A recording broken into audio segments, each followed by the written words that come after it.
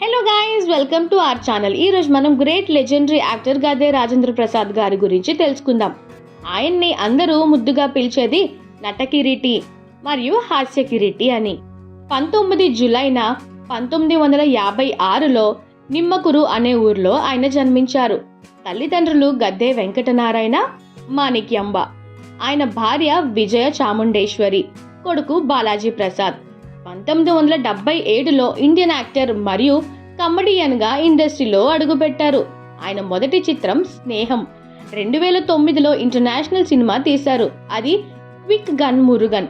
45 సంవత్సరాలుగా 200కు పైగా చిత్రాలు చేశారు. 2000లో జయరాం గారికి తెనాలి అనే చిత్రం కోసం, అలాగే 2003లో బాయ్స్ సినిమాలో వివేక్ గారికి డబ్బింగ్ ఆర్టిస్ట్గా కూడా చేశారు. ఆయన కెరీర్లో గుర్తుండిపోయే చిత్రాలు 1986లో వచ్చిన రెండ్రెళ్ళు 6 మరియు లేడీస్ టైగర్, అలాగే 1987లో ఆహనా పెళ్ళంట, 1991లో అప్పుల అప్పారావు ఏప్రిల్ 1న విడుదల, మరియు 1993లో మాయలోడు. ఇలా చెప్పుకుంటూ పోతే చాలానే ఉన్నాయి. తెలుగు, కన్నడ, తమిళ్లో ఎన్నో సక్సెస్ఫుల్ రోల్స్ని ఆయన పోషించారు.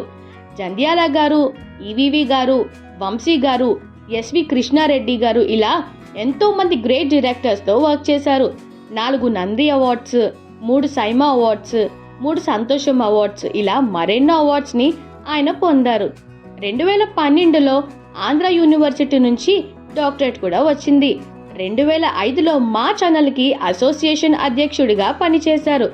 ఈ హాస్య నటుడు మీలో ఎంతమందికి ఫేవరెట్ యాక్టరో కామెంట్ చేయండి.